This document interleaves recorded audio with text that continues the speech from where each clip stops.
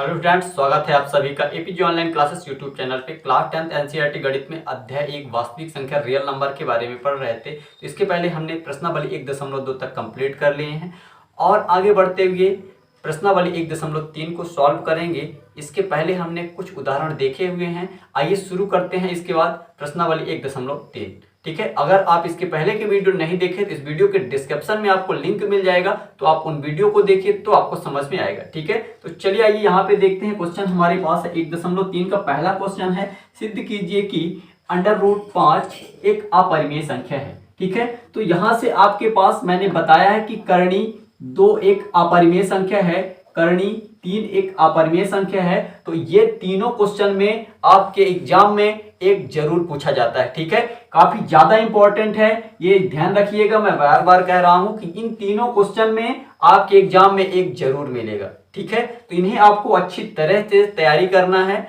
तो आपको अगर ये स्टेप समझ में आते हैं, आपको एक एक स्टेप को बहुत आराम से समझना है, तो आपको समझ में आएगा। ठीक है, मैं बहुत बारीकी के साथ समझाने वाला हूं। तो चलिए आइए शुरू करते हैं।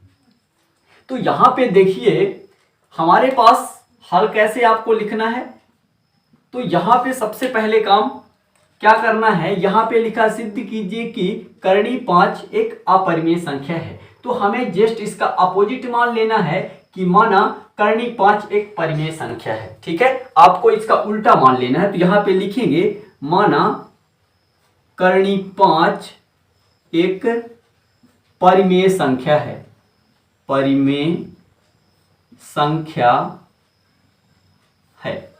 ठीक, आपको इस तरह से लिख लेना है।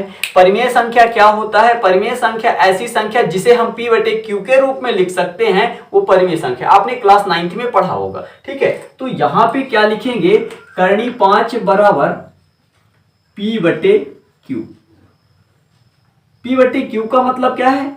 p और q, जहां p और q सह अभाज्य पूर्णांक है, तो यहां पे हम ब्रैकेट में लिखेंगे। ये चीज आपको एग्जाम में लिख के आना है कि जहां p और q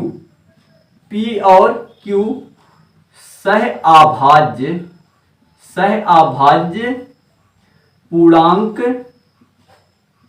है और q बराबर नहीं है 0। ठीक, ये भाषा आपको एग्जाम में लिख के ही आना है। ठीक, तो यहां पे हम समझ लेते हैं सह अभाज्य संख्या क्या है। तो सह अभाज्य का मतलब जो एक के अतिरिक्त किसी अन्य संख्या से विभाजित ना हो, वही है अभाज्य संख्या। जैसे अगर हम यहां पे क्या लिख दें, 3/2। ठीक है, तो ये 3/2 है, या फिर ये 3 एकम 3 2 एकम 2, यानी यह एक के अतिरिक्त किसी अन्य संख्या से विभाजित नहीं है, इसलिए यह एक अभाज्य सह अभाज्य संख्या है। ठीक है, और यहां पे एक बात लिखा गया है कि q बराबर नहीं है 0, यानी क्या मतलब ये है, इसके बटे में कोई संख्या, जैसे ये q है, q का मान ये क्या नहीं होना चाहिए, 0 नहीं होना चाहिए। बात समझ पाए? यानी इसके बटे में, किसी संख्या के बटे में अगर हम 0 रख देते हैं, इसका मान होता है इनफिनाइट, यानी अनंत। इसे ये परिभाषित नहीं है। ठीक है, तो यहां पे ये आप समझ गए होंगे।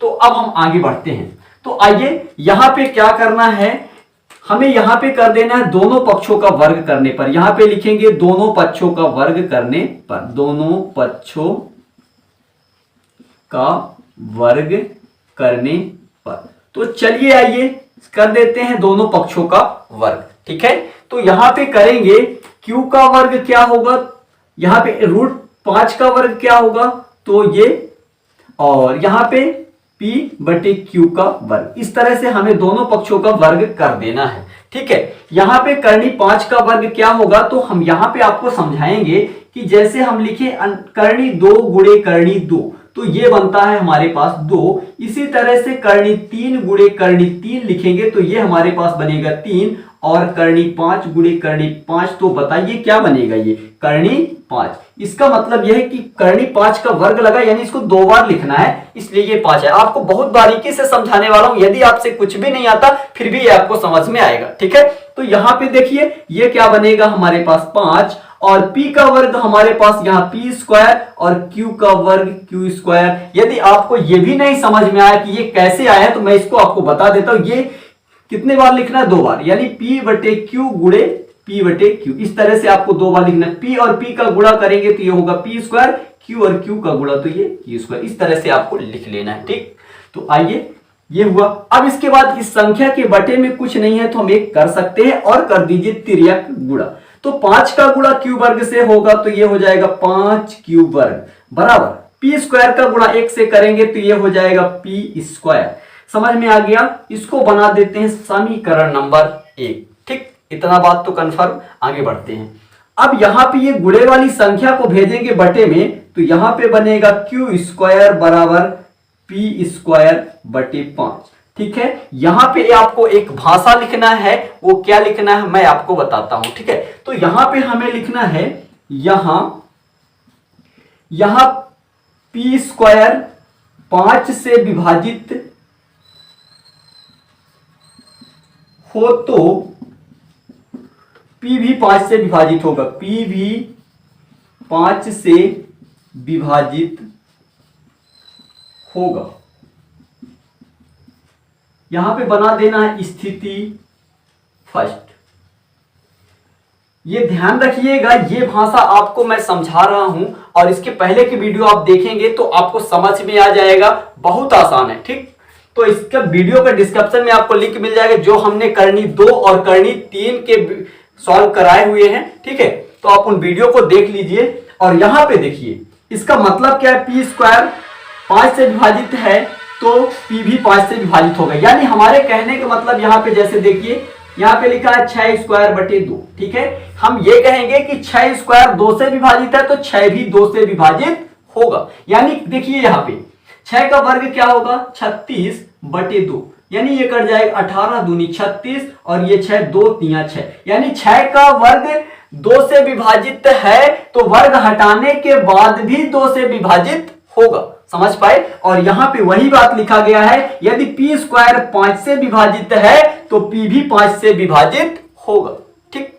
तो आगे बढ़ते हैं। फिर इसको देखिए, अब यहां पे क्या लिखना है, तब P का एक गुणनखंड 5 है। यहां पे लिखेंगे आप, तब P का एक गुणनखंड 5 होगा। इसका मतलब मैं आपको समझा देता हूं कि तब P का एक गुणनखंड 5 होगा। जैसे यहां पे हमारे पास लिखा होता, यहां पे 24 बट्टे जैसे मान लीजिए 2 है, ठीक है। तो यहां पे 2 है तो यहां पे एक, इसका 24 का एक गुणनखंड 2 होगा, दूसरा कुछ भी हो सकता है। तो यहां पे देखिए, जैसे हम इसको ऐसा लिख सकते 2 गुणे 12 बटे 2, ठीक है। तो 2 बटे 12 गुणे 2 यानी 12 दूनी 24। इसका एक गुणनखंड कम से कम ये जो नीचे है ये संख्या तो बनेगा ही, बाकी दूसरा कुछ भी बने, ये दूसरा संख्या जो बना इसको हम m भी मान सकते हैं। तो वही बात लिखा गया है, ठीक है। तो यहां पे और इसको समझते हैं, जैसे यहां पे लिखा मान लीजिए हमारे पास 5, तो यहां पे ये भी तो हम कह सकते 25 जैसे लिखा होता तो बटे में 5, तो इसका एक गुणनखंड 5 तो होगा ही, दूसरा कुछ भी हो सकता है। यानी इसको हम क्या लिख सकते हैं, 5 गुणे 5 बटे 5, यानी एक गुणनखंड 5 होगा। ये जो दूसरा है इसको हम क्या मान लेते हैं, m, ठीक है। तो यहां पे हम P बराबर क्या लिखेंगे, 5m। समझ पाए इतना? तो यहां पे इतना आपको समझ में आ गया होगा। तो आगे बढ़ते हैं। अब ये P का मान कहां रखेंगे, समीकरण नंबर 1 में। तो यहां पे लिखेंगे P का मान समीकरण 1 में रखने पर, तो चलिए आइए P का मान समीकरण 1 में रख देते हैं। तो यहां पे हम रखेंगे P का मान। तो सबसे पहले इस समीकरण को लिख लेते हैं। क्या है समीकरण हमारा, यहां पे 5Q वर्ग बराबर P स्क्वायर, यही है हमारा समीकरण 1, ठीक। तो यहां पे अब हम वैल्यू रखेंगे, यहां पे लिखेंगे 5Q वर्ग और P का मान हमारे पास क्या है, 5m। तो यहां पे लिखेंगे 5m और वर्ग लगा है तो लगा देते हैं वर्ग। इतना समझ में आ गया? तो यहां पे क्या करेंगे, 5Q वर्ग और यहां पे वर्ग करिए, 5 का वर्ग होगा 25 और m का वर्ग हो जाएगा m स्क्वायर, और यहां पे Q वर्ग बराबर 25m स्क्वायर। ये गुणे वाली संख्या को भेज देते हैं बटे में, ये कट जाएगा 5m 25 और Q वर्ग बराबर हो जाएगा 5m स्क्वायर। ये पुनः से गुणे वाली संख्या को बटे में भेज देते हैं तो Q वर्ग बराबर होगा 5 बराबर एम स्क्वायर। यहां पे फिर से यही भाषा लिख लेना, जैसे यहां पे हमने क्या लिखा था कि पी स्क्वायर 5 से विभाजित है तो पी भी 5 से विभाजित होगा, वही चीज यहां पे भी लिखना है कि क्यू स्क्वायर, यहां क्यू स्क्वायर 5 से विभाजित हो तो पी भी 5 से विभाजित होगा। इसको आपको बना देना है स्थिति सेकंड। ठीक है, इतना आप समझ गए होंगे। तो अब इसके बाद आगे हमें क्या लिखना है कि यहां पे लिख देंगे आप स्थिति फर्स्ट स्थिति सेकंड से स्पष्ट है कि स्थिति फर्स्ट व स्थिति सेकंड, स्थिति फर्स्ट व स्थिति सेकंड से स्पष्ट है कि P बटे Q एक परिमेय संख्या नहीं है, तब अंडर रूट 5 एक अपरिमेय संख्या है।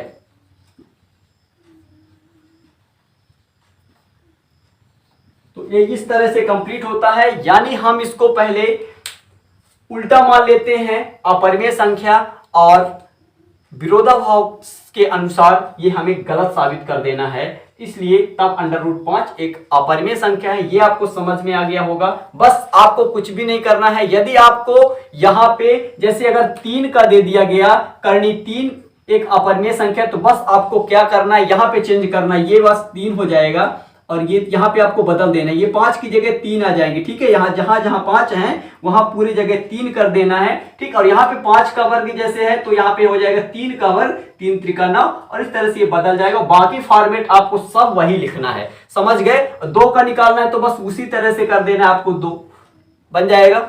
और 5 का भी करना है या फिर 7 का करना है तो आप बदल दीजिए 7 और यहाँ पे 7 का वर्ग निकाल दीजिए। तो बहुत आसान है, इसमें कोई कठिनाई नहीं है। इसके बाद चलते हैं नेक्स्ट वीडियो में मिलेंगे। यदि वीडियो अच्छा लगा हो तो चैनल को लाइक सब्सक्राइब और दोस्तों के साथ शेयर कीजिएगा। जय हिंद, जय भारत, बेस्ट ऑफ लक।